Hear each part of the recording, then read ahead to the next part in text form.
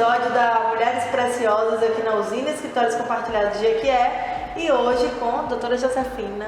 Muito alegre porque ela está aqui. Eu sempre conheci a doutora Josefina médica e quando diziam doutora Josefina da Santa Helena. E então eu tive a oportunidade de conhecer você aqui, através de um treinamento que você fez com a equipe, algo extremamente disruptivo, inovador, e eu me surpreendi porque eu não esperava, né, que a gestão de um hospital fosse tão semelhante a um negócio também. Dizem que é um negócio extremamente complexo. Antônio Hermílio de Moraes costumava falar que quem administra o hospital pode ser presidente de um país. Com certeza, né? Eu ria muito quando ele falava isso, quando eu morava em São Paulo, na Beneficência Portuguesa, porque o comparativo que ele fazia assim, que é um restaurante de comida que não presta e que tem que agradar o cliente, que é um hotel que não tem luxo, mas que tem que o cliente tem que estar satisfeito. E que é um circo de palhaço triste. Então você tem que estar atuando em todas essas áreas e com um público que está sempre requerendo uma demanda muito especial. Porque você gestiona essas pessoas no momento que elas estão totalmente debilitadas. E não só elas, a família também, né? A família inteira. Você tem que gestionar não só aquele paciente num momento complicado, como também o entorno dele, né? E como dizia Che Guevara, né, a gente tem que ser duro, mas não pode perder a ternura, porque para o paciente é o momento mais débil dele, é o momento que ele requer mais atenção. E a família, se você for muito duro, mesmo sendo profissional, vai entender como rispidez.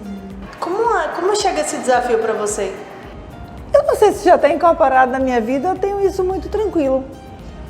Na verdade, às vezes o pessoal fala que eu sou muito, assim, eu tento contemporizar e dou muito rodeios. De fato, é verdade.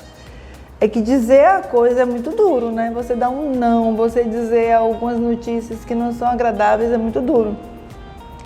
Então, para mim, tudo vai ter um jeitinho, tudo vai ter uma solução melhor, a gente vai tentar ver e vai levando. Eu acho que fica mais doce. No dia que você estava aqui, eu tive a oportunidade de ouvir um pouco da sua história e eu não sabia que você era sucessora, né, do hospital. E o Hospital Santa Helena, ele tem um marco de desenvolvimento da nossa cidade. E aí, como é que é suceder esse grande empreendimento, né? Você deve ter visto quando eu me apresentei para o pessoal, né, que é uma proposta nova de como você está falando de treinamento de marketing interno. Eu sempre caracterizo assim, eu digo que é um sonho herdado, que não foi um sonho meu. Na verdade, eu herdei do meu pai, mas eu acho que a gente aprendeu isso pequenininho. Porque desde que eu me lembro de, como eu brinco assim, desde que eu me lembro de quando eu era gente, sendo gente, meu pai falava, primeira Santa Helena, segunda Santa Helena, terceira Santa Helena, quarto mulher, quinto filhos. Então, mas não era uma maneira assim de agredir a gente não estava nesse plano tão inferior. Mas ele mostrava a vida dele ali. E quando você não impõe a coisa, acho que a coisa entra na suavidade. Meu pai nunca me pediu para ser médica, a gente incorporou aquilo ali, entendeu? Então hoje a Santa Helena é minha vida. Eu vivo mais na Santa Helena do que em casa. E eu acho que eu vivo muito melhor na Santa Helena do que viver na minha casa. Então, assim, se você perguntar o momento que foi isso, não sei te falar. Eu morei uma época na Santa Helena, né? Quando a gente voltou de Salvador, porque tem épocas duras, nem tudo é mar de rosas, nem nasceu em berço de ouro. Eu nasci em berço de ouro. Mas aí meu pai perdeu tudo, onde você fala legal desse processo das mulheres atrás na gestão. Meu pai perdeu tudo envolvido em política. E aí a gente teve que ir embora para Salvador, porque não tinha como ficar aqui. Ele só tinha emprego do Prado Valadares. E a minha mãe era, como ela se apresentava, analfabeta, casada com um médico. E aí a gente passou 5 anos lá, ele tentando trabalhar para manter a gente, mas pagar as dívidas. Aí teve uma hora que ela deu um zigue-zigue dela lá e falou, vamos embora, vamos dizer para papai que a gente estava com muita saudade dele, que vamos morar todos juntos, na época de Natal. E a gente veio embora. E não tinha onde morar, não tinha casa, não podia pagar aluguel, e a gente morou em alguns quartos da Santa Helena quando reabria. Que era aquela casa hoje pequena da frente que a gente fala que a gente tombou ela, que não precisou ser tombada, que é um prédio de 1800, né, de 1870, é o único prédio talvez dessa época, é a Igreja Matriz, Prado Valadares e a Santa Helena. Aí a gente morou ali. Eu acho que naquele momento a gente viveu muito o hospital. Então eu brincava no quintal, algumas empregadas que até bem pouco tempo trabalhavam conosco, que se aposentaram, me viu pequena. Então vai calçar o sapato, que tá pisando em coisa suja, aquelas coisas assim, sabe? Eu acho que aquilo entrou na minha vida naquele momento. Eu até brinco que eu falo que eu cresci entre suor e cimento. Então não tem muita diferença. No primeiro episódio eu entrevistei minha mãe. E eu falo que a interpretação que eu tenho hoje da empresa é que é um segundo irmão. Para ela, um terceiro filho. Porque sempre a empresa está na mesa, né? Não tem muita distinção do que é a empresa, do que é a família, do que é que você faz. É algo muito natural. Quem está de fora talvez não entenda. Não, é difícil. Porque também é a mesma coisa que acontece com a gente. Foi uma empresa familiar, que aí onde minha mãe entrou, como analfabeta, como ela dizia, mas ela foi gerir. Então, meu pai era um médico, ela era cozinheira, anestesista, administradora, tudo, a faxineira, porque só tinha eles, e aos poucos foram podendo colocar uma, duas empregadas. Então, a Santa Helena viveu a gente e criou a gente e construiu o patrimônio. Agora, por outro lado, tem uma coisa interessante, que talvez é o que tem acontecido com vocês. É familiar, foi familiar, mas você teve que se adaptar à realidade do mundo novo, senão você ia ser atropelado ou levada no rolo compressor. Então, sair de uma empresa familiar para você se adaptar a essas mudanças e virar uma SA não é fácil. Também tem um lado bom, por ser familiar e por ter poucas pessoas tomando decisão, a gente cresce. Não é? Porque todo mundo pensa a mesma coisa. Você, seu pai, sua mãe, seu irmão pensam no bem-estar da empresa. A gente sempre fica em segundo plano. Então agora, quando a gente toma a decisão de crescer, de fazer um super mega investimento, nós chamamos os filhos. E tipo assim, vocês vão chegar com a dívida de 10 anos. É para fazer? Se for para fazer, vamos todos juntos. E eu acho que isso faz a diferença. Faz muito. E você sai dessa transição, assim que você está falando, você sai da transição do seu pai, você, e agora vem a geração dos filhos, né? Sim. E aí, como é receber essa nova geração? Olha, é interessante e ao mesmo tempo é estranho. Primeiro porque você tem que olhá-los como médicos, colegas, não como filhos. Mas não deixa de ter, às vezes, aquele momento de doçura, de brincadeira. A minha filha, por exemplo, ela brinca muito, porque às vezes ela entra no quarto, ela fala, o pessoal, a senhora é filha do Dr. Diniz, que ela tem o nome Lara Diniz. Aí ela fala, não sou, mas eu sou só de Diniz, viu? Não sou de Josefina, você não fala pra ela. Só que fisicamente ela parece muito comigo. Aí eu entro depois no quarto, que eu vou ver a paciente tá toda sem jeito. Eu conheci uma médica, a doutora Lara, que eu falei que disse que é filha de Diniz e não é minha, né? Mas não pode negar. Então, esse lado amigo existe e facilita. Mas eu acho também que teve uma outra coisa muito legal, porque como eu tive essa facilidade do meu pai entregou e confiou, a gente hoje duplica. É um dia a dia conquistado. Eu lembro também que quando eu vim para assumir o negócio, teve uma situação muito complicada e aí meu pai tinha um coração muito mole. E aí chegou um momento que eu falei, a partir de hoje meu pai não assina mais certa coisa. Porque eu sabia que se fosse para ele permitia. Então, já que eu era nova e eu estava fazendo o papel do lobo mau mesmo, então eu falei, não, a partir de hoje só eu assino esse tipo de coisa e não passa por ele. Acaba que tem que ser. Não, exatamente tem que ser. E é exatamente isso que você falou. O que aconteceu nessa mudança desse ano da Santa Helena? A partir de hoje, por exemplo, Lara assume a emergência. Então, eu não tenho mais, apesar de estar vendo, falando, os olhos da sugestão. Seu pai lhe dá esse vai devagar, não é assim. Você está na hora, no meu caso, de ter uma filha, então quem vai ficar no seu lugar? Aí, essa é a sabedoria dos anos que o meu pai não teve muito tempo de passar como médico a médico, que eu só convivi 1 ano e 10 meses com ele, mas que eu convivi muito tempo dentro do hospital. Então, por exemplo, trabalharam juntos? Só 1 ano e 10 meses, porque quando eu cheguei logo, meu pai já estava muito doente e 1 ano e 10 meses depois ele falecia. Então, assim, de colega para colega, porém, o curso médico foi muito dentro do hospital. Então, se você perguntar, você aprendeu a dar injeção com quem? Com ele. Você aprendeu a tamponar um cadáver, um corpo com quem? Com ele. Que ele falava assim, você vai ter que aprender, porque quando eu morrer, você que vai fazer. E tem que ser bonito, como assim? Porque a família não vai ter que ficar vendo coisa feia. Coisas bobas, mas que marcam na sua vida.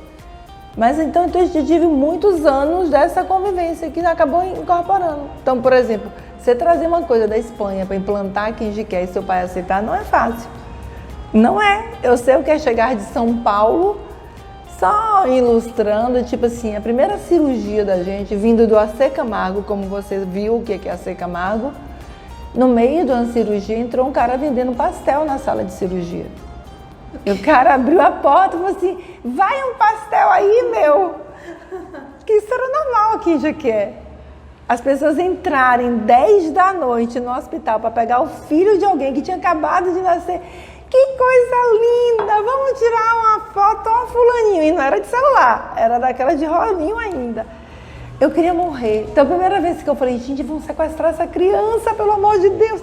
Não, doutora, é normal isso aqui, como que é normal?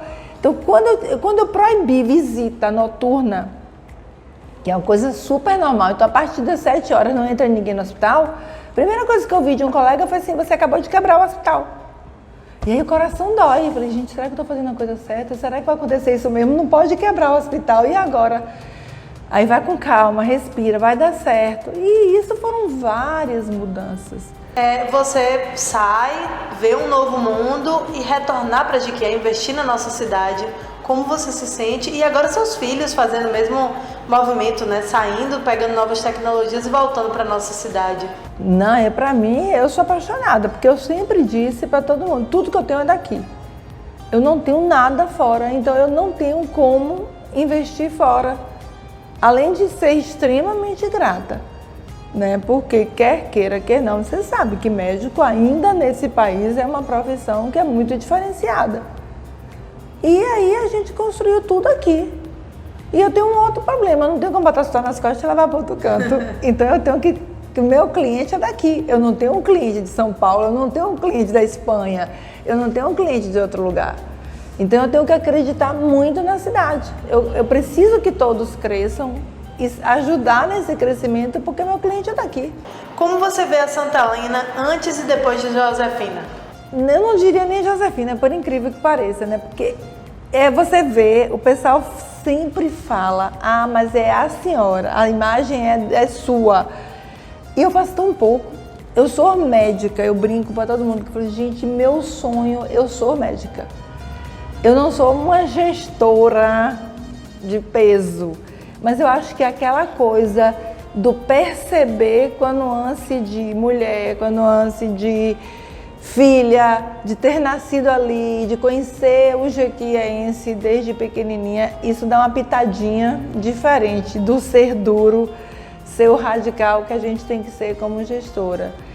Eu acho assim que eu abracei o sonho do meu pai, mas eu consegui harmonicamente com o marido, que nesse episódio que eu te contei, ele terminou a cirurgia e falou assim, eu não fico mais nenhum dia aqui em Jequié, estou indo embora. Eu falei, bom, meu pai está morrendo e minha filha acabou de nascer, eu não vou, você vai e a gente se separa, ou a gente muda essa realidade. Aí, olha o que aconteceu, tão engraçado, para você ver o que é a credibilidade de uma família estruturada. Eu cheguei para meu pai e falei assim, pai, tem que respirar fundo, mas tipo assim, pai, chegou R$10 do INPS, o pagamento de uma fatura inteira, digamos, R$10 na época, eu não sei te falar quanto que valeria hoje. Eu vou esconder da minha mãe, que era gestora, ó loucura, mas a minha mãe, tipo assim, era gestora, paz, chegou o dinheiro, paga-se as contas, vê o que é do médico e o restante eu invisto em quê? Em fazendas, que era o sonho dela. Então todo o patrimônio foi construído com o trabalho da Santa Helena e dele.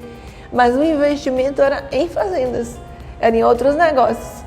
Eu falei assim, não, a gente não constrói um hospital. Aí ele falou assim, eu acredito em você, pode fazer. Aí a gente escondeu esse dinheiro e tinha uma outra coisa assim muito legal. Ele comprava coisa no mercado de Jequié, no comércio de Jequié. E o pessoal acreditava, então ele chegava lá e comprava e ficava comprado. Então, quando ele morreu, várias pessoas me procuraram. Tipo, olha, tem 100 sacos de cimento, 100, o número exato, 100 sacos de cimento que seu pai comprou comigo. Eu não posso te dar de vez. Mas quando você começar a construir, eu vou te dar. Gente, isso não existe. Você sabe o que é isso? 100 sacos de cimento. Tem mais de 10 mil blocos comprados e pagos. Toda a louça sanitária até hoje do hospital foi comprada antes dele morrer.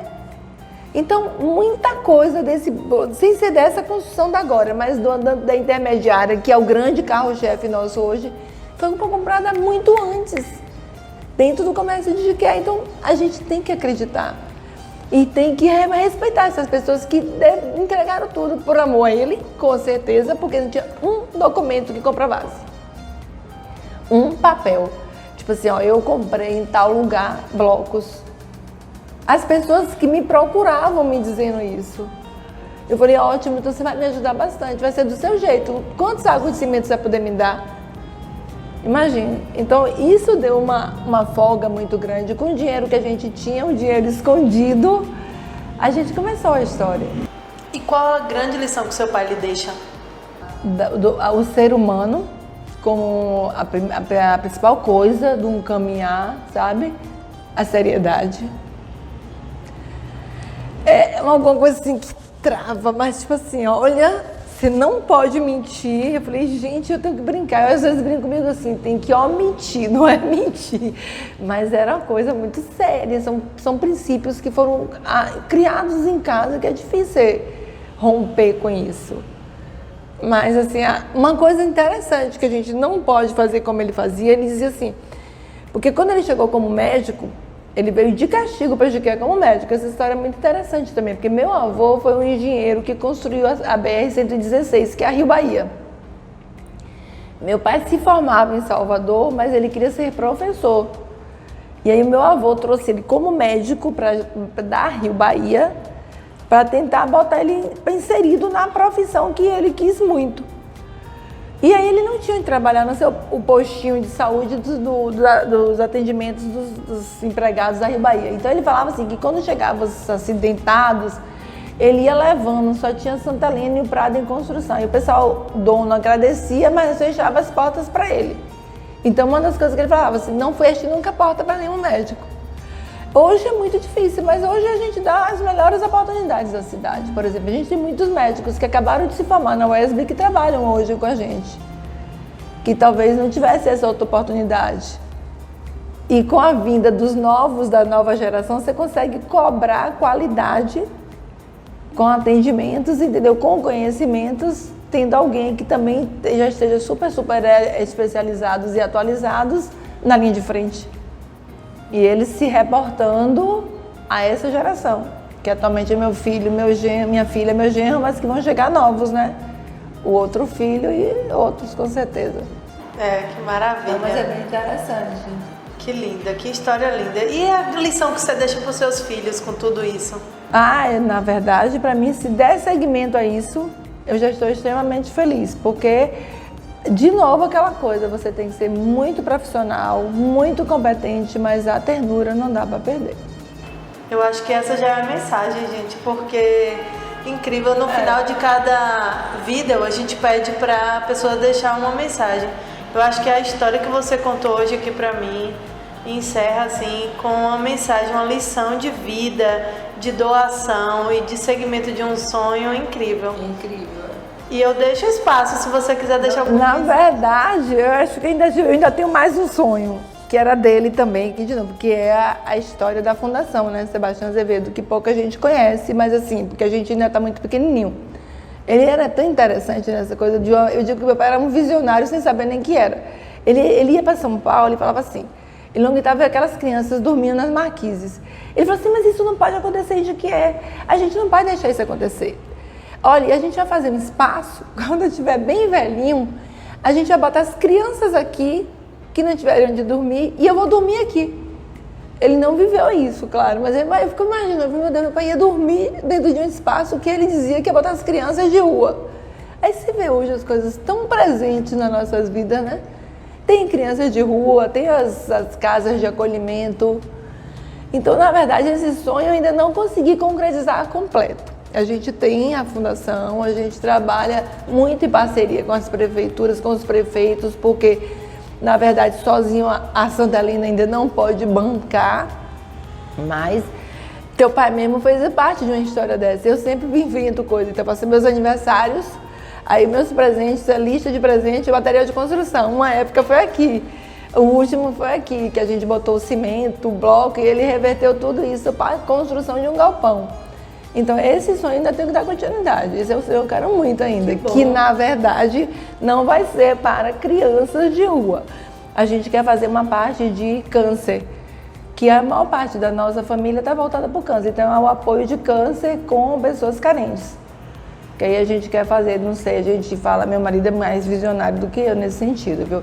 Ele fala do Hospital do Câncer e tipo Barretos, né? Barretos. Que é apoio a carentes, não sei. Eu sei que é um mega sonho, mas que a gente vai levando. E aí a gente já bota os filhos para ir absorvendo. A gente bota os filhos para ir absorvendo esses sonhos. Que lindo, que Deus abençoe, né? Que esse sonho se concretize para nossa cidade. Exatamente. Eu vou torcer, vou ficar muito feliz, assim, de verdade. Não, mas vai, mas já pensei fazer até parte dessa história também, né? Com fé em Deus, pois é, com fé em Deus. Obrigada, viu, por estar aqui hoje, eu adorei. Gente, encerramos hoje mais um capítulo de uma história fantástica da nossa cidade com a doutora Josefina. Muito obrigada e fica aí até a próxima. Um beijo. Beijo também a todos. Incrível, eu tô toda arrepiada. Eu adorei também. Caralho,